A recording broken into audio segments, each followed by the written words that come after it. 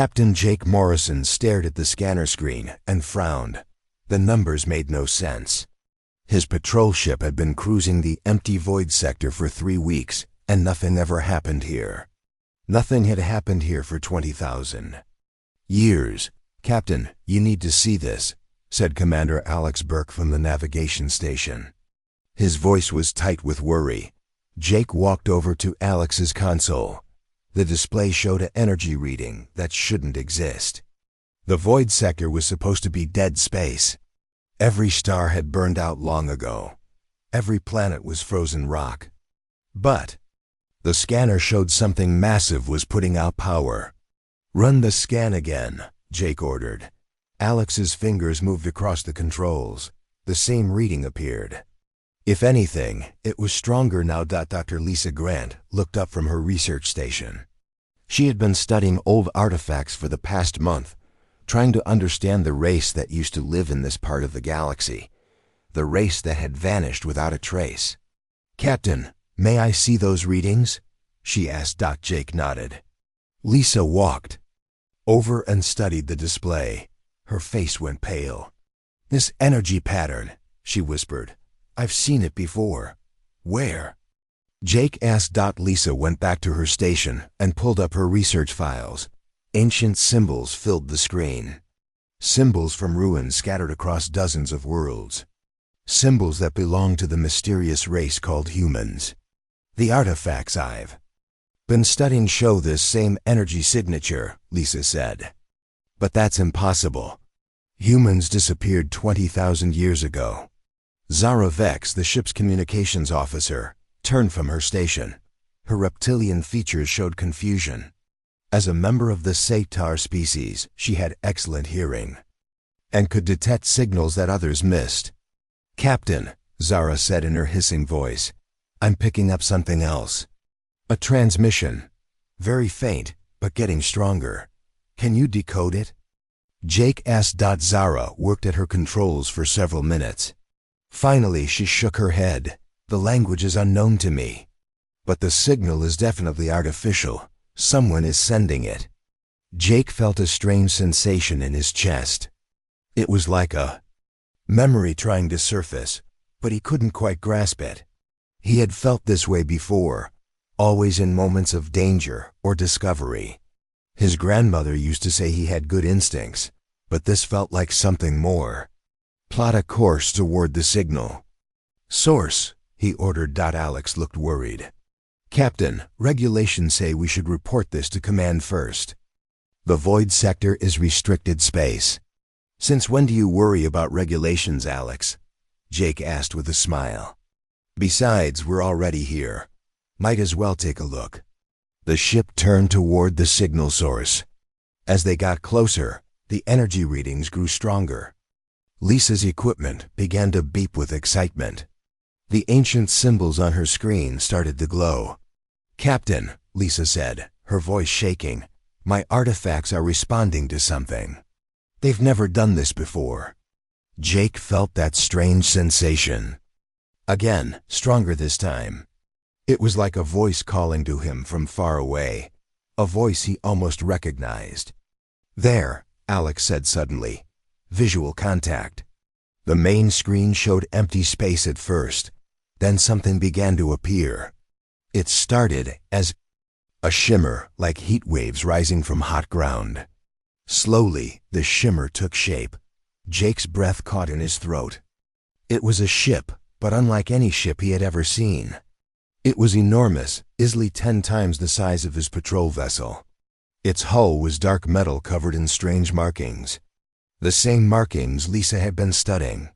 How was it just appearing like that? Alex asked. "Some kind of cloaking technology," Lisa said, "but far more advanced than anything we have." The massive ship continued to materialize. Its size became clear as more of it appeared. It wasn't just big, it was huge. Kilometers long, with towers and weapon ports that looked like cities. "Captain," Zara said urgently, "the transmission is much stronger now. And I'm detecting something else. The ship is scanning us." Jake felt a chill run down his spine. The strange sensation in his chest was getting stronger. Images flashed through his mind. Images of star battles and brave soldiers. Images that felt like memories, but couldn't be his own. "Are they hostile?" he asked. "I don't think so," Zara replied. "The scan feels curious, like they're trying to identify us." Suddenly, the transmission became clear. Zara's equipment finally locked onto the signal. Words appeared on her screen in the common galactic language. "The watch has ended," Zara read aloud. "Humanity returns." The bridge fell silent. Everyone stared at the words on the screen. "Humanity?" Alex whispered. "But they're extinct." "They've been gone for 20,000 years." Lisa shook her head slowly. Maybe they weren't extinct. Maybe they were just hiding. Jake stared at the massive ship on the main screen. The strange sensation in his chest had become a burning feeling, like something inside him was waking up after a long sleep. "Open a channel," he ordered. "Captain, are you sure?" Alex asked. "We don't know what they want." Jake looked at his friend and second in command. Alex had served with him for 5 years. They had been through many dangers together, but Jake knew this was different. This was bigger than both of them. "Open the channel," Jake repeated. Zara worked her controls. "Channel open, Captain." Jake stood up from his command chair. He didn't know what he was going to say, but the burning sensation in his chest told him he would find the right words. "This is Captain Jake Morrison of the patrol ship Horizon," he said. "We received your transmission. We're here to talk." For a long moment, there was no response. Then a new voice came through the speakers. It was human, but old and tired, like someone who had been sleeping for a very long time. "Hello, Jake," the voice said. "We've been waiting for you to find us. It's time you learned the truth about who you really are." Jake felt his heart racing as the voice spoke his name. How could someone he had never met know who he was? The burning sensation in his chest grew stronger, and more images flashed through his mind. Images of space battles and massive ships. "That looked like the one in front of them. Who are you?" Jake asked into the communication system. "My name is Admiral Kate Sullivan," the voice replied. "I was the commander of this vessel 20,000 years ago. I've been waiting in stasis for someone like you to find us." Lisa moved closer to Jake's command chair.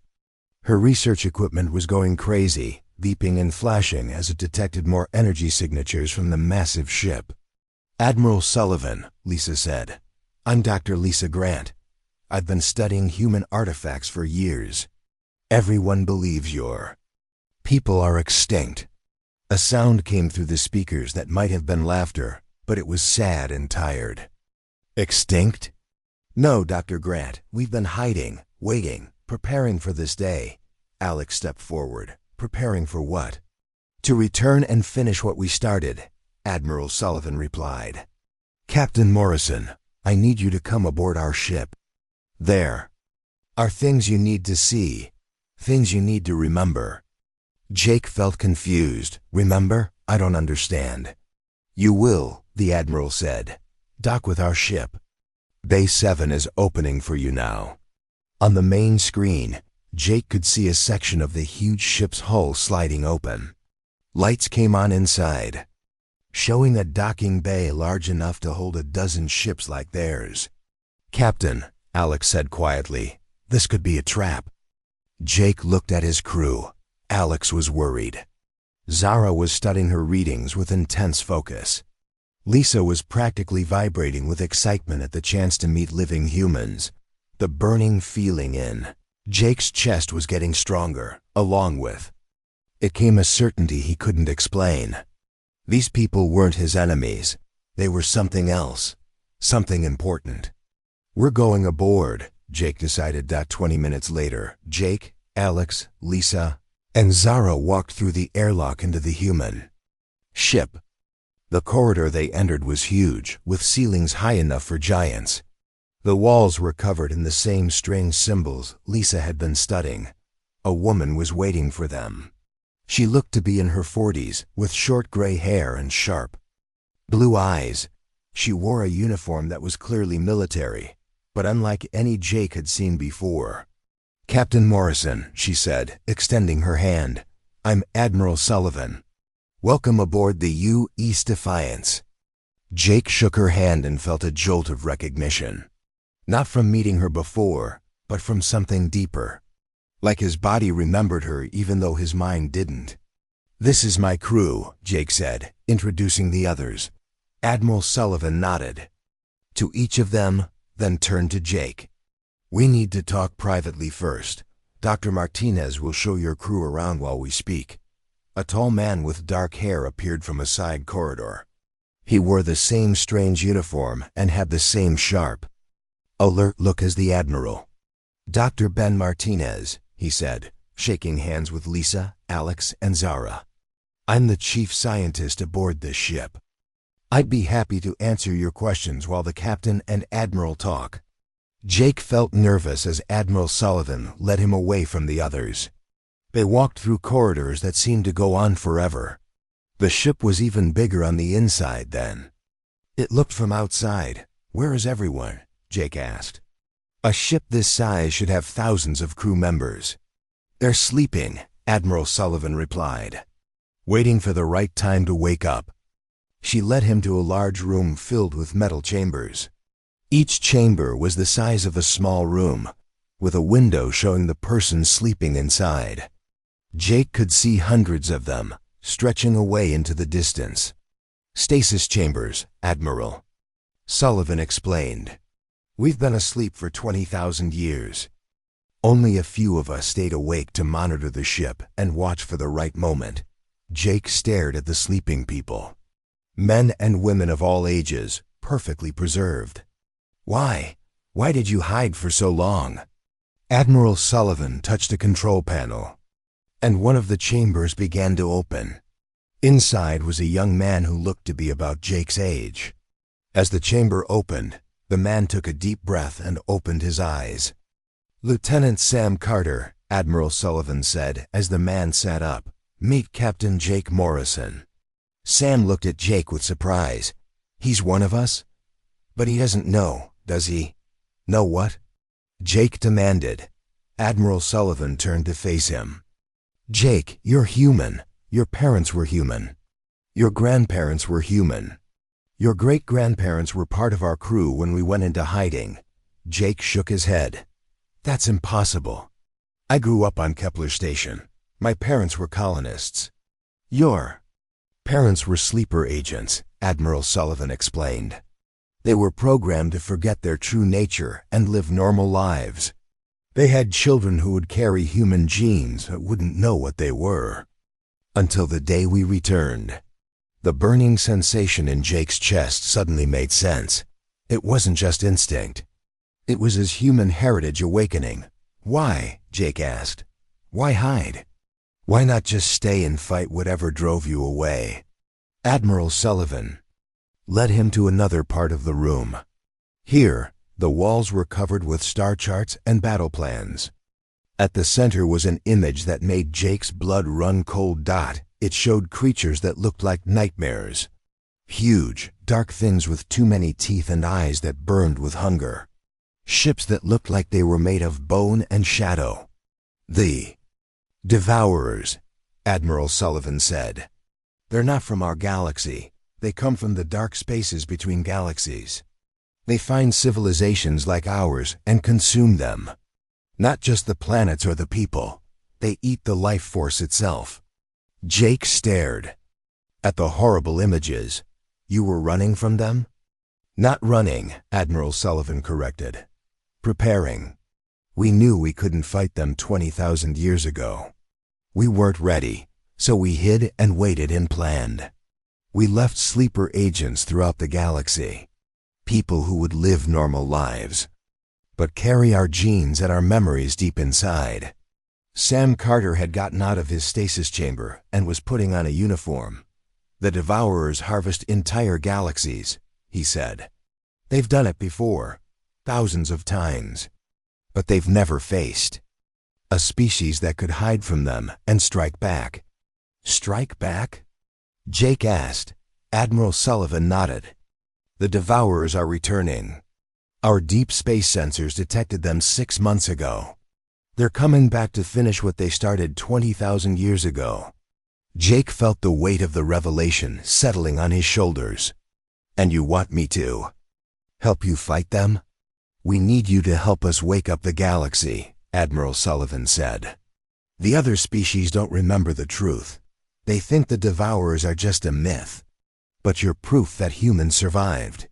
You're proof that we've been preparing all this time. As she spoke, more stasis chambers began to open. Men and women emerged, stretching and looking around with alert, intelligent eyes. These were soldiers and scientists and engineers who had been sleeping for 20,000 years, dreaming of the day they would wake up to save the galaxy. Jake looked at them and felt something click into place in his mind. Memories that weren't his own but felt familiar anyway. The memories of his ancestors, stored in his genes and passed down through generations. He was human. And humanity was about to return to the stars. Jake stood in the command center of the Defiance, watching screens that showed the entire galaxy. Red dots appeared everywhere, marking locations where human bases were coming online. He had been aboard the ship for 3 days now, and each day brought new surprises. 37 bases have activated in the last hour, reported Troy Henderson, the ship's engineering chief. He was a big man with steady hands who had been awake for the past 50 years, maintaining the ship's systems. General Stone's command. Center is fully operational, Admiral Sullivan nodded. Open a channel to the general. The main screen showed a man in his 60s with silver hair and intense green eyes. Behind him, Jake could see a massive underground facility filled with people and equipment. Kate, General Rick Stone said, "Good to see you awake. How's our new recruit doing?" Jake still felt strange being called a recruit. 3 days ago, he had been a simple patrol captain. Now he was learning that his entire life had been a lie designed to hide his true nature. "Jake's adapting well," Admiral Sullivan replied. "His memories are returning faster than we expected." It was true. Each day, Jake remembered more things. That had never happened to him, battles he had never fought, training he had never received. It was like watching someone else's life through his own eyes. "We need to move quickly," General Stone continued. "Our sensors show Devourer scouts have already entered the Outer Rim. They're testing our defenses." Dr. Amy Brooks appeared on another screen. She was a thin woman with short red hair and worried eyes. Behind her, Jake could see laboratories filled with strange equipment. "General, we've identified 3 scout ships in the Vega system," Dr. Brooks reported. "They match the biological signatures from our archives. The Devourers are definitely back." Jake felt a chill run through him. In his recovered memories, he could see what Devourer ships looked like. Dark living things that moved through space. Like giant sea creatures. Ships that could think and feel pain and hunger. "What about the other species?" Jake asked. "Do they know what's coming?" General Stone's expression darkened. "That's the problem. Most of them don't believe the threat is real. The Hegemony Council thinks we're making it up to gain power." "Admiral." Sullivan pulled up a map of the galaxy's political structure. The Hegemony Council controlled most of the inhabited systems. 7 different alien species working together to keep peace and order. "They've been ruling for 15,000 years, she explained to Jake. "They think they know everything about the galaxy's history. They don't want to admit that humans might know something they don't." Captain Danny Walsh appeared on yet another screen. He was younger than the others, with brown hair and a quick smile. His ship looked sleek and fast. "I just got back from the Centauri system," Danny reported. "The Hegemony fleet there opened fire on me when I tried to warn them about the Devourers. They think we're the threat." Jake shook his head. "This is crazy. We're trying to save them, and they're shooting at us." "It gets worse," said Colonel Lisa Hayes from another screen. was a tough-looking woman with scars on her face. Some of the sleeper agents aren't responding to the activation signals. 20,000 years is a long time. Some of them have forgotten who they really are. Dr. Brooks spoke up again. I've been studying the problem. The genetic programming that hid their memories also made them more loyal to their adopted cultures. Some of them now think of themselves as truly alien. Jake thought about his own crew, still aboard his patrol ship docked in the Defiance's bay. Alex, Zara, and Lisa were trying to understand what was happening, but they didn't have human genes to help them remember. To them, this must seem like an invasion. What about the pirates? Jake asked. The ones that have been attacking ships for the past few years? General Stone and Admiral Sullivan exchanged looks. Those weren't pirates, General Stone said quietly. They were Devourer biological constructs. Scout units sent ahead to test the galaxy's defenses and feed information back to the main fleet. But they were stopped, Jake said. The hegemony forces defeated them. No, Admiral Sullivan said. We defeated them. Human sleeper agents working within alien fleets. Human ships using stealth technology to eliminate the scouts. We've been fighting a secret war for the past decade, and no one knew it was us. Jake felt his knees go weak. How many? Hundreds of engagements, Colonel Hayes replied. Thousands of Devourer constructs eliminated. We've been protecting the galaxy while they thought we were extinct. The screens showed more data streaming in.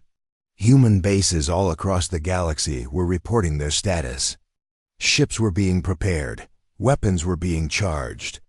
An entire civilization was waking up from a 20,000-year sleep. The main Devourer fleet will arrive in 8 months, Dr. Brooks announced. Our deep space sensors show at least 50,000 ships, each one the size of a small moon. Jake stared at the numbers. 50,000 ships that size could destroy entire star systems. How do we fight something like that?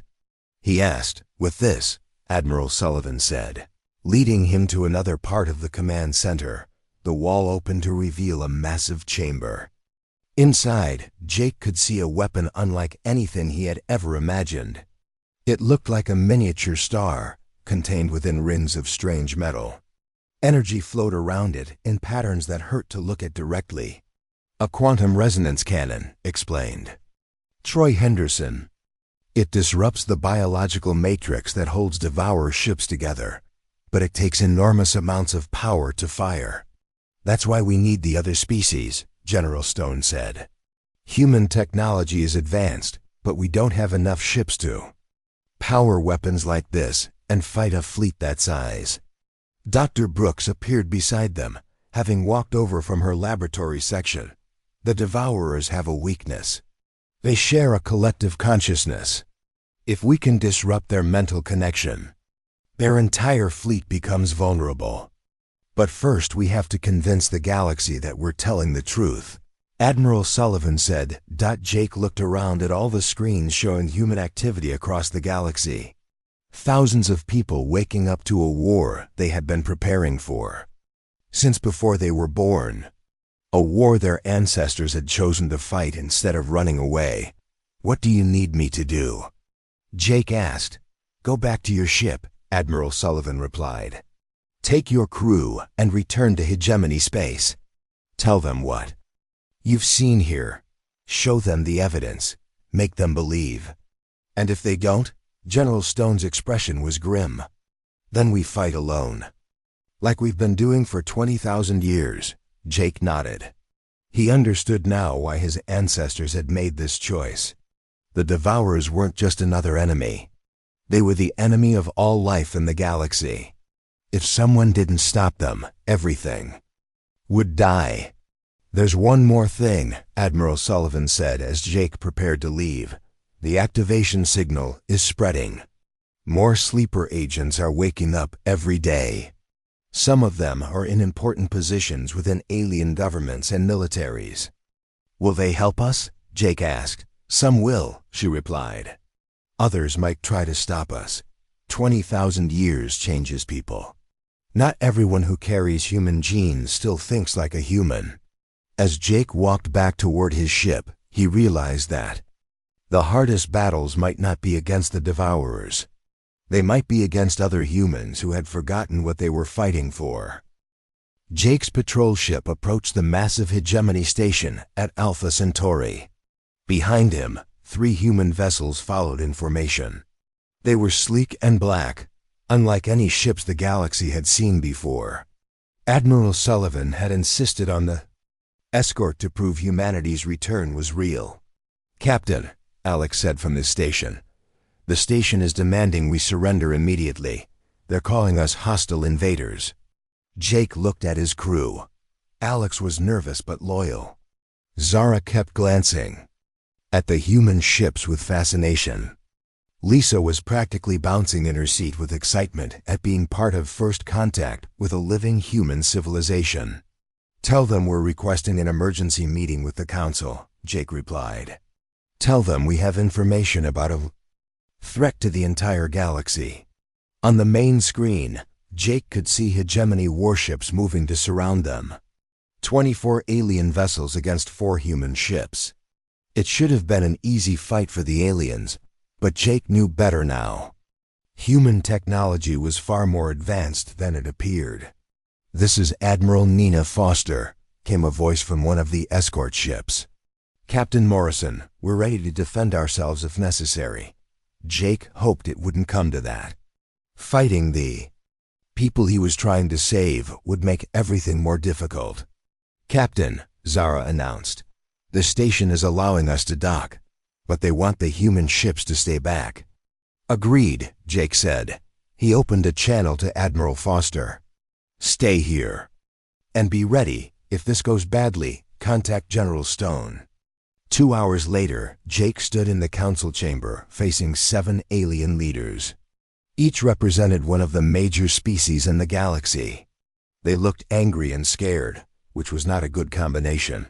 Council Leader Vorth, a tall blue-skinned alien with 4 arms, spoke first. "Captain Morrison, you are accused of treason against the hegemony. You have made contact with hostile forces and brought enemy ships into our space." "They're not enemies," Jake replied. "They're humans, and they're here to help us." "Humans are extinct," declared Council Member Essa, a small furry alien with large eyes. "This is some kind of trick." Dr. Lisa Grant stepped forward. She had been allowed to attend as an expert on human artifacts. "Council members, I've spent years studying human remains. The people on those ships are definitely human. Their DNA matches samples from 20,000-year-old ruins." Council Leader Vorth's 4 arms crossed in annoyance. "Even if they are human, why should we trust them? Their species was known for violence and war." Jake felt his temper rising. The burning sensation in his chest was getting stronger, and with it came memories of space battles and brave sacrifices. His ancestors had died protecting this galaxy, and these aliens were calling them violent. "The only violence humans committed was against the Devourers," Jake said firmly. "They've been protecting you for 20,000 years while you thought they were dead. Devourers?" Council Member Zeth, a reptilian alien similar to Zara's species, leaned forward.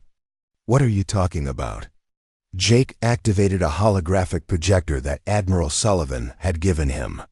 The chamber filled with images of the cosmic horror that threatened them all. Dark ships that looked alive, creatures with too many teeth, and eyes that burned with hunger. Several council members recoiled from the images. "These are the Devourers," Jake explained. "They consume entire galaxies. They're the reason humans went into hiding 20,000 years ago. And they're coming back." "Impossible," Council Leader Vorth said, but his voice was less certain now. "Our history records show no such threat." "Your history records were altered," Jake replied. "The Devourers don't just consume planets and people. They consume information.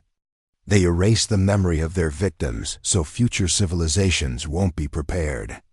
Lisa activated her own projector, showing ancient human artifacts. These symbols appear on ruins throughout the galaxy. They're warnings. Humans left them behind to tell us what was coming. Council Member S's large eyes were wide with fear. If this is true, why didn't humans stay and fight? Because they couldn't win 20,000 years ago, Jake answered. The galaxy wasn't ready. The technology didn't exist. So they made a choice. They hid and prepared and waited for the right moment. And that moment is now? Asked Council Member Xeth. Jake nodded. Devourer scouts have already entered our space. The main fleet will arrive in 7 months. We need to work together if we want to survive. Council Leader Vorth stood up, his forearms gesturing angrily. Even if we believe this story, why should we trust humans to lead the defense? They abandoned US once before. They didn't abandon you, Jake shot back. They saved you. If humans had stayed and fought 20,000 years ago, the Devourers would have consumed the entire galaxy. Instead, humans gave future generations a chance to survive. The chamber fell silent. Jake could see the council members thinking. Weighing his words against their fears and prejudices, Council Member Terra, a tall alien with silver skin who hadn't spoken yet, finally stood up. Show us proof. If humans have been protecting us, show us evidence. Jake smiled and activated another hologram. This one showed battle records from the past 10 years. Pirate attacks that had been stopped by mysterious ships. Raids that had failed when alien fleets received unexpected help. Rescue missions that had appeared out of nowhere. Every time you thought you were lucky, Jake said, it was humans protecting you. Every pirate ship that mysteriously exploded. Every rescue that came just in time. Every enemy that vanished in the night. It was all humans. The evidence was overwhelming. Battle after battle where alien forces had been saved by ships that appeared from nowhere and disappeared just as quickly. Council Member Essa was trembling. How many of them are there? Enough, Jake replied. Hidden bases throughout the galaxy. Sleeper agents in your own governments and militaries. An entire civilization that chose to sacrifice their place in the sun so that others could live. Council. Leader Vorth sat down heavily. What do you want from us? Alliance, Jake said simply. Human ships are advanced, but we don't have enough of them. We need your fleets, your resources, your people.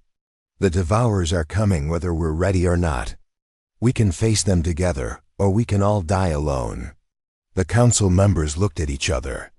Jake could see the fear in their eyes, but also something else, hope maybe, or determination. Council Member Terra spoke first. The Tau Ceti Federation will stand with humanity. One by one, the other council members agreed. Not all of them were happy about it, but they understood the stakes. Council Leader Vorth was the last to speak. The Hegemony Council agrees to this. Alliance, but we want full disclosure. No more secrets. No more hidden operations. Jake nodded. President Carol Johnson is being awakened from stasis as we speak. She'll be your primary contact for political matters. General Stone will coordinate military operations. As Jake left the council chamber, he felt the weight of 20,000 years of preparation settling on his shoulders. Humanity was no longer hiding. The galaxy knew the truth about the Devourers. And soon, the final battle would begin. But first, they had to survive the political chaos that was about to erupt as sleeper agents throughout the galaxy began choosing sides. The Devourer fleet appeared at the edge of the galaxy like a nightmare coming to life. Jake stood on the bridge of the UEs of Defiance, watching the sensor readings with growing horror. The enemy had 50,000 ships, each one the size of a small moon. Dark living vessels that pulsed with hungry energy. Fleet Admiral Tony Richards to all ships, came the voice over the communication system. This is it. Everything we've prepared for over 20,000 years comes down to this moment. Jake looked around the bridge. Admiral Sullivan stood at the tactical station, calm and focused. Troy Henderson monitored the ship's systems, making sure their quantum weapons were ready. Dr. Helen Davis worked at her science station, preparing the weapon that might save them all. "Captain Morrison," Admiral Sullivan said, "take your position." At the navigation console, Jake moved to his station. His mixed crew was with him. Alex operated the weapon systems. Zara handled communications with the Allied fleet. Lisa monitored the enemy ships, trying to understand their biology. The Allied fleet was impressive, but still smaller than the enemy. Human ships hung in space like black daggers, their hulls covered in weapons that could phase between dimensions. Alien vessels formed massive formations, their crews ready to die for their homes. "Enemy fleet is entering the outer system," reported Commander Ashley Porter from the fleet command ship. "They're moving in 3 waves. The first wave has biological fighters. The second wave has the main battleships. The third wave has their command vessel." Jake could see it on his screen. The Devourer command ship was enormous, easily 10 times.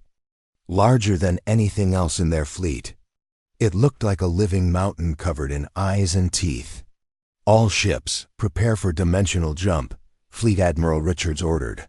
This was humanity's secret weapon. While the aliens fought in normal space, human ships could phase into other dimensions and attack from impossible angles. "Jumping now," Jake announced. The stars around them shifted and twisted. The Defiance phased into dimensional space, where physics worked differently. Around them, other human ships did the same, creating a ghost fleet that could strike without warning. The battle began when the first wave of Devourer fighters reached the Allied fleet. These weren't machines, but living creatures bred for war. They looked like giant insects with weapons grafted onto their bodies.